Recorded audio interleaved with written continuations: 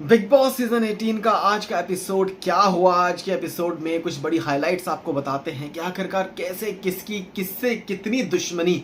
बढ़ रही है। इसी के साथ एक बड़ी चीज आपको बताते हैं कि क्या होगा आगे। लेकिन एक छोटी सी चीज है जिसके बारे में आपको बताते हैं कि अभी जो एक प्रोमो सामने आया था, जैसे कि अभी एपिसोड खत्म हुआ उसके बाद एक प्रोमो जो कि सामने आया, लेकिन उसमें एक बात जो कि समझ में नहीं आई बिग बॉस की।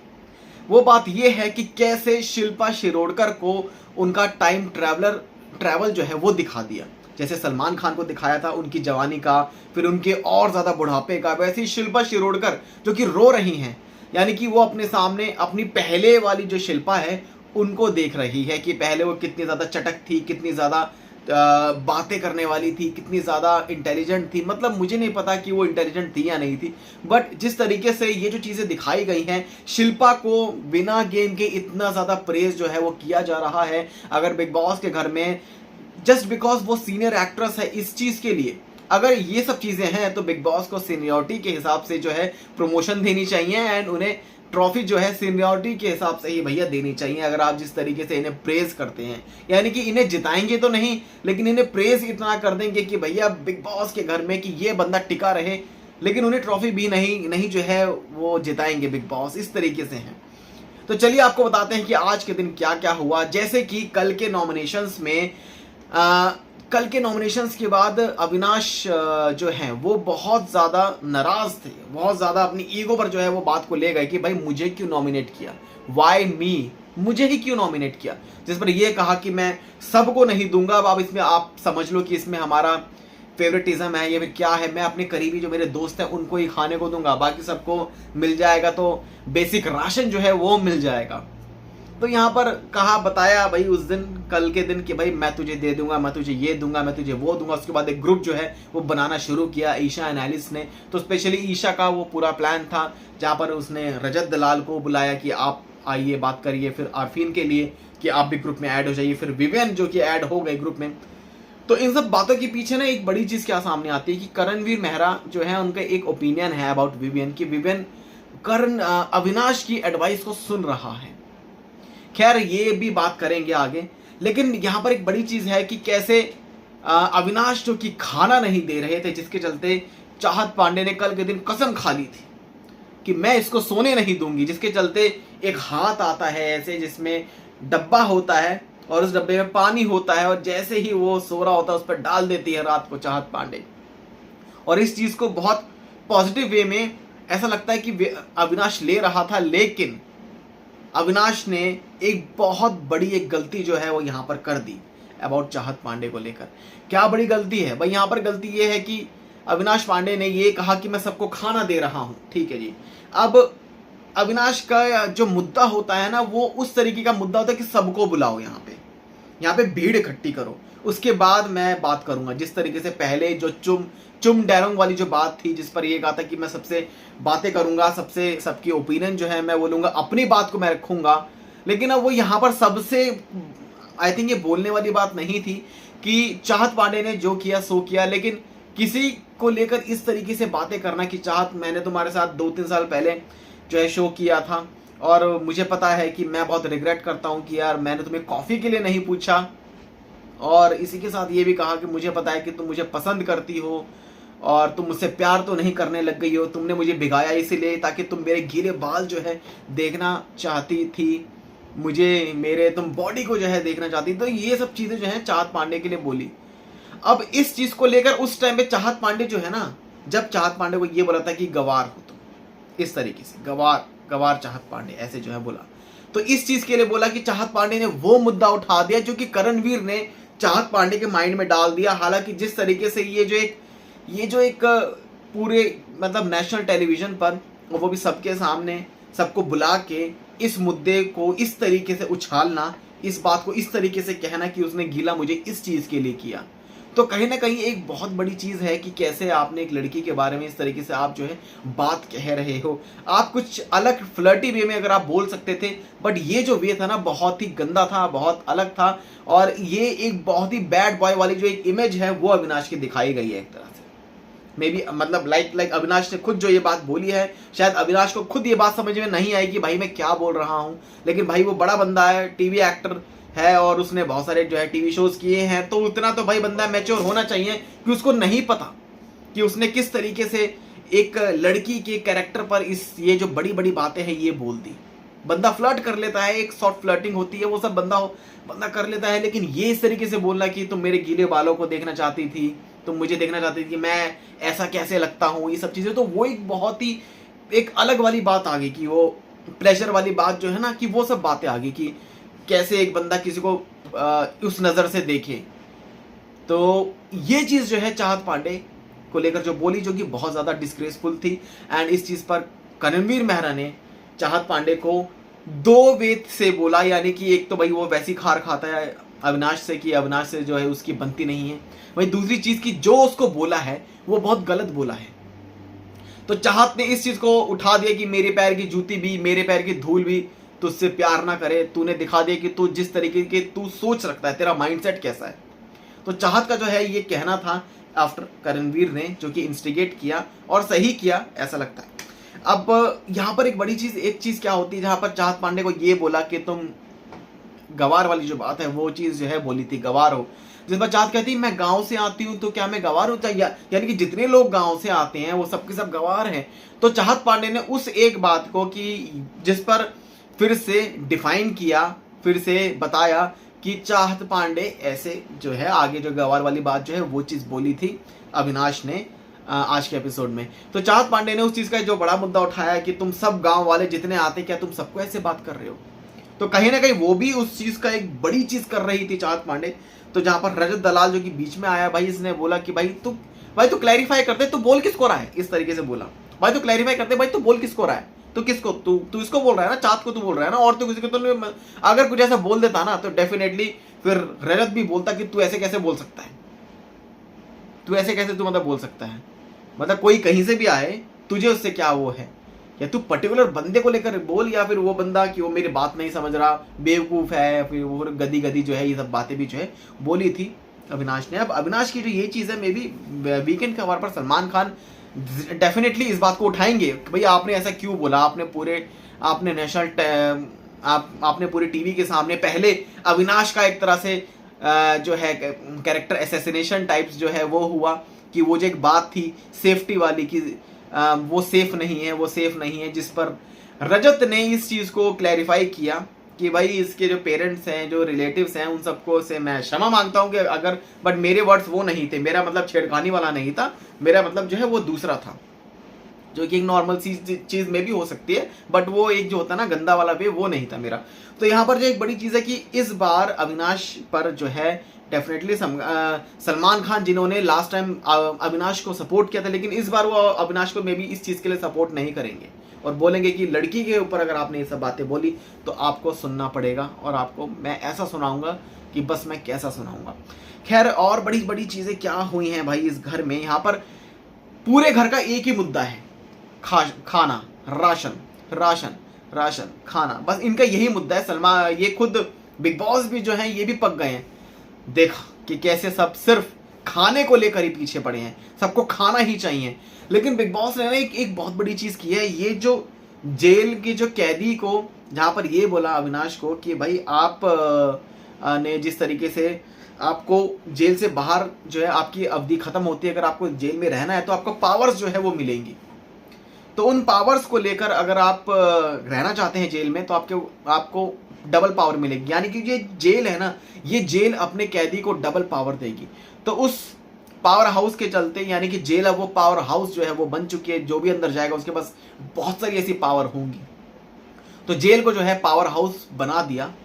और इसमें ये कहा अविनाश ने कि यस मैं अपनी अवधि को एक्सटेंड करता हूँ, मुझे आगे जो है रहना है, लेकिन उन्हें एक और कैदी की ज़रूरत थी। तो एक और कैदी में यहाँ पर शहजादा, एलिस एंड यहाँ पर अरफीन जो कि इस चीज़ के लिए थे, तो इन्होंने बोला कि मैं वहाँ रहूँगी, मुझे पता है कि मैंने किस तरीके से घर में मैं रही हूँ, तो जेल में मेरे को रहना है। तो पावर की सबको इतनी भूख थी कि लोगों ने अपने अपने जो हाथ है ना वो खड़े कर दिए। अब वो खड़े क्यों किए कि उन्हें पावर मिलेगी। तो लेकिन यहाँ पर अरफीन का जो एक बड़ी चीज़ थी ना, अरफीन को अंदर रखा गया। एक बहुत बड़ी चीज़ है कि अरफीन को ही क्यों, क्योंकि अरफीन के बाद वो जो मुद्दा है वो खड़ा हो गया। बिकॉज अरफीन जो कि पहले टाइम ऑफ गॉड जो है वो रह चुके हैं, और अरफीन ने एक बात जो है वो बोली थी अपने अतीत में, यानी कि बिग बॉस के घर में ही जो एक पास्ट था उसमें कुछ बोली थी किसी से कि ये यहाँ इसको यहाँ नहीं आना चाहिए था अपनी वाइफ के लिए, ये जो है चीज़ें बोली थी। लेकिन अरफीन की इस चीज़ पर अब इस चीज़ को मुद्दा बनाया बिग बॉस ने कि आपने वो जो चीज़ बोली थी अब वो आप पर ही उल्टी आ रही है। अब आपकी वाइफ जो कि 24 घंटे का वक्त है और एक्सपायरी सून का जो है एक नेकलेस उन पे डाल दिया है। अब अरफीन ने की जो वाइफ है सारा, जिनको ये बात सुनकर बहुत ज़्यादा बुरा लगा, इनकी जो बातें हैं वो देखने को लगी, लेकिन फिर से इनकी कहानी शुरू हो गई। जो पहले बात शुरू हुई थी कि उसने हमारे प्रोफेशन के बारे में क्या बोला था अविनाश ने, हाउ डेयर ही, उसने बोल कैसे दिया, हमारे साथ ये हुआ, हमारे साथ वो हुआ, जब हमारे ट्विंस हुए थे उस टाइम पे Arfeen was not with me, और इनको जाना था, इनकी कमिटमेंट थी, 5000 लोग इनका वेट कर रहे थे जिसके चलते इनको जाना पड़ा, हमने क्या क्या स्ट्रगल किया है लाइफ में, हमारा प्रोफेशन क्या है, जिस चीज़ को लेकर सलमान खान ने भी पूरा बहुत बड़ा मुद्दा उठाया था पूरा वीकेंड का वार पिछले वाला, यानी कि एक से ज़्यादा जो एपिसोड है ना वो निकला था अरफीन के माइंड कोच वाले प्रोफेशन को लेकर कि आपका प्रोफेशन है क्या, आखिरकार आप क्या हो, किस तरीके से आप अपने जो इस प्रोफेशन को ब्रीफ करोगे कि हु आर यू। जहाँ पर अरफीन ने बहुत सारी बातों को बोलने की कोशिश की कि मैं ऐसे करता हूँ, ऐसे मैं इंस्टिगेट करता हूँ, या फिर मैं इस तरीके से मोटिवेट करता हूँ, या मैं उसके हर्ट पर इस तरीके से वो करता हूँ। यानी कि अरफीन ने ना अपने इस प्रोफेशन को बहुत कंफ्यूजन में डलवा के सबको बताया कि what I am, what is my profession, what I am doing. So यहाँ पर जो एक कपल है, मे बी इन कपल से बिग बॉस को प्रॉब्लम हो सकती है, बिकॉज बिग बॉस की प्रॉब्लम क्या है ना, क्योंकि इससे पहले अंकिता लोखंडे और जो उनके हस्बैंड है वो आए थे, और उन दोनों ने इस गेम को बहुत लंबा खेला, बहुत सही खेला था, लेकिन फिर भी बीच में अंकिता लोखंडे के हस्बैंड को छोड़कर जाना पड़ा। हालांकि अंकिता से फार बेटर देन वो बंदा खेल रहा था भाई, फार बेटर देन, यानी कि पूरे घर में जिस तरीके से धुआं उठा दिया था अंकिता के हस्बैंड ने, लेकिन उन्हें घर से निकाल दिया गया था। जो कि बिग बॉस की हमेशा एक स्ट्रैटेजी जो है वो रहती है कि उन्हें जिनको जिताना है उन्हें ही जो है रखेंगे। बाकी यहाँ पर एक बड़ी चीज़ क्या है कि यहाँ पर अंकिता लोखंडे जो है ना, और ये जो आए थे, तो इनकी फैमिली वाली कुछ ऐसी बातें भी सामने आ गई थी कि इनकी मदर ने बहुत कुछ बोला, ये सब जो चीज़ें हैं, तो वहाँ से शो को टीआरपी मिली कि आखिरकार अंकिता लोखंडे की सास ने क्या बोला, अंकिता की मदर ने क्या बोला, अंकिता के हस्बैंड की मदर ने क्या बोला,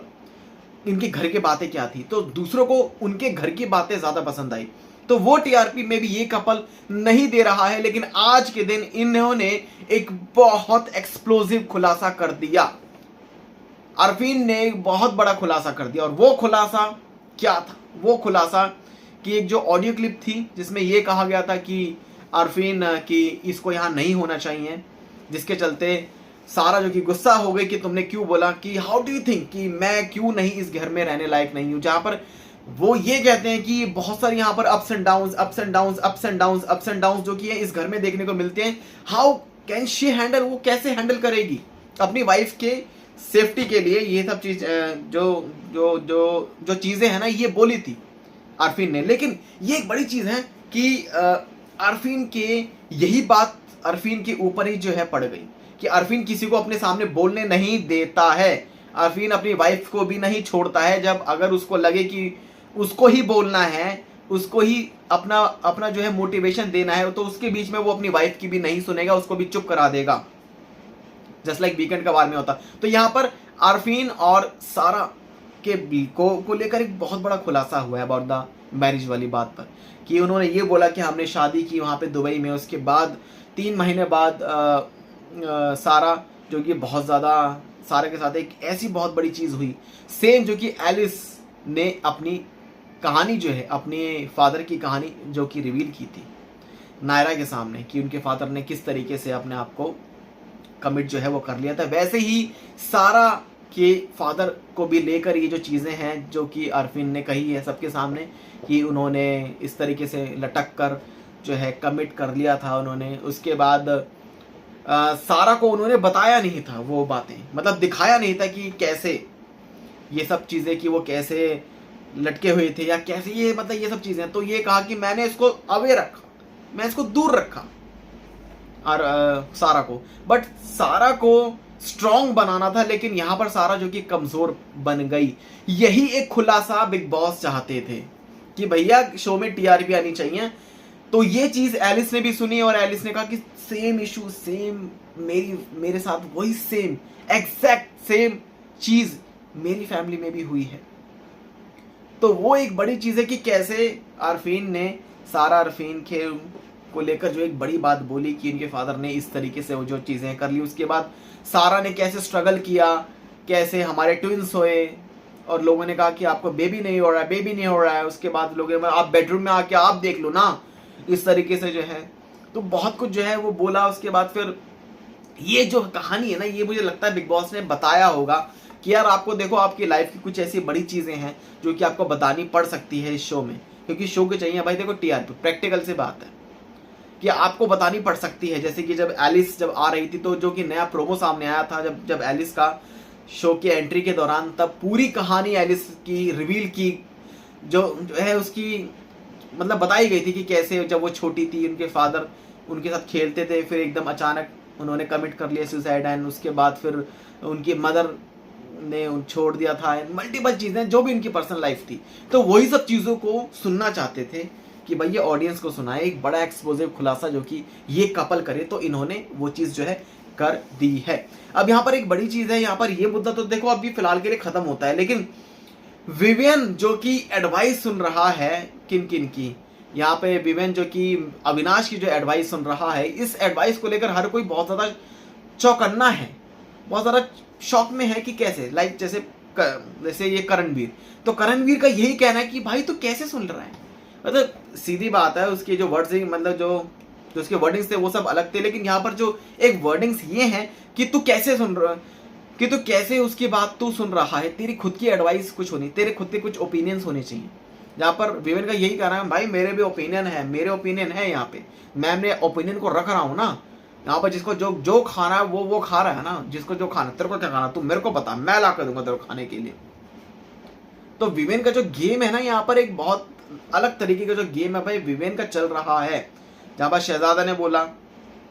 भाई ये हमारे बीच में है, ये इसके मेरे बीच में है, तू मत बीच में आ, तू मत बीच में आ। वो अपना भैया फिर बोला भाई मैं तो कुछ कह ही नहीं रहा हूँ, मैं तो अपना खाना खा रहा हूँ, मैं तो खाऊंगा अपना खाना, पराठे लपेट रहे भाई। तो जहां पर वो ये कहते हैं कि भाई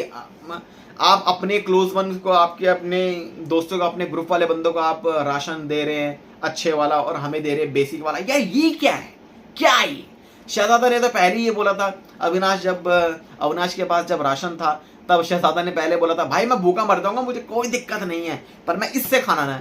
खाना नहीं मांगूंगा, मैं भूखा रह लूंगा। ये बोलना बहुत आसान है, लेकिन भूख हड़ताल करना बहुत मुश्किल है इस घर में, जहाँ पर आपको सोना नहीं है, जहाँ पर आपको रात के टाइम ही सोना है, पूरे दिन आपको यहाँ से वहाँ से यहाँ, आप कितना घूम लोगे, कुछ भी है, आपको एनर्जी भी चाहिए, आपको लड़ाई भी करनी है, आपको इस घर में बोलना भी है, बातचीत भी करनी है, अपनी ओपिनियन भी रखनी है, आपको जिमिंग भी करनी है। तो स्पेशली जिमिंग के लिए भैया आपको खाने को चाहिए भाई, पेट में बहुत भूख लगता है भाई। तो वो भूख के चलते भैया शहजादा को जाना पड़ा कि भाई मेरे को भी दे दे, मेरे को भी दे दे। शहजादा जब भी बोलता है ना, जैसे कल के दिन जब वो हुए थे आपके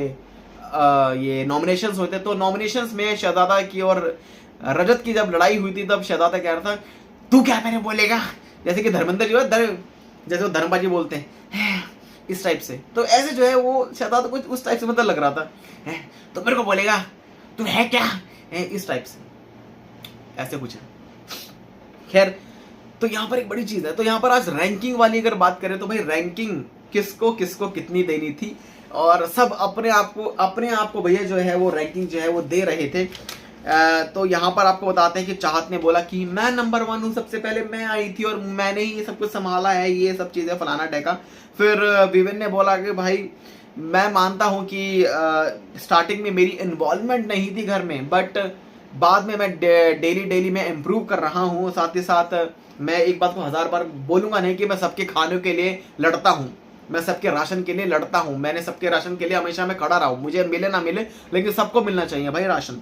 फिर बाद में एलिस भी कहती है कि भाई मैं नंबर 1 पे हूँ, ये सब चीज़ें। बट यहाँ पर विवेन की एक बहुत सही बात थी वहां पर, वो ये कहते हैं कि सब लॉजिक के हिसाब से नहीं कर रहे हैं, सबका अलग एक इक्वेशन है, अपनी खुद की इक्वेशन से वो कह रहे हैं कि मैं नंबर वन, मैं नंबर वन, मैं नंबर वन, मैं नंबर वन। बट लॉजिक क्या है आपके नंबर वन का? आपने ऐसे कौन सी अचीवमेंट करी है, उस अचीवमेंट के बारे में आप बताइए, फिर सोचेंगे कि आप नंबर वन पे है या फिर नहीं है।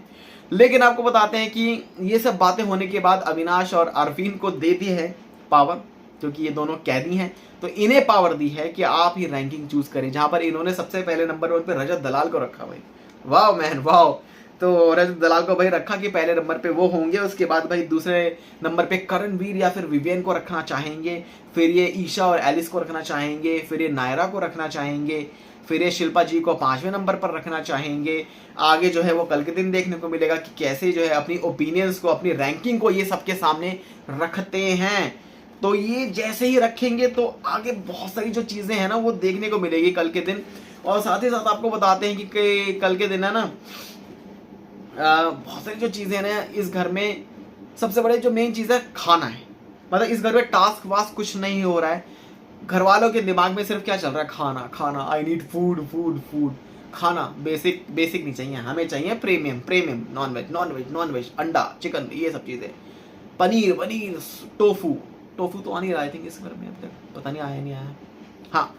तो इन्हें चाहिए भाई प्रीमियम राशन। तो प्रीमियम राशन इनको कैसे मिलेगा? ऐसे नहीं मिलेगा। प्रीमियम राशन के लिए इन्हें बहुत मशक्कत करनी पड़ेगी भाई। इस घर में एक चीज जो है भाई वो देखने को मिली है कि बिग बॉस ने इन सबको भूखा मार दिया है, राशन के लिए साला तड़पा दिया है, भीख मांगनी पड़ेगी भाई। पहले बोला था हमने कि हम नहीं मांगेंगे, भूखे मर लेंगे, अविनाश से खाना नहीं मांगेंगे, सब अविनाश के पास जा रहे हैं, अविनाश खाना, अविनाश हमें खाना दो, अविनाश मैं तेरे मुंह पे पानी फेंक के मार दूंगी, अविनाश ये अविनाश वो। तो अविनाश ने सोच लिया मैं बहुत बड़ा भगवान हूं भाई, और मैं इतना बड़ा भाई भगवान मैं बन चुका हूं कि मैं क्या ही बताऊं। तो अविनाश को जो है अभी जो है ईशा जो कि अविनाश की तरफ टुकुर टुकुर करके देख रही थी, जब बिग बॉस ने कॉल किया, कहा कि आज सबने आपको शर्टलेस भी देख लिया। अबे भैया लड़कियां देखेंगी, लौंडे थोड़ा देखेंगे यार, बिग बॉस भी कैसी कैसी जो है बातें करते हैं। सो ये सब जो चीजें हैं ये इस घर में आपको देखने को मिलने वाली है। वेल आप सबका क्या रिएक्शन आज के एपिसोड पे कमेंट सेक्शन में जरूर बताएं, चैनल को सब्सक्राइब कर लें ऐसी अपडेट्स के लिए।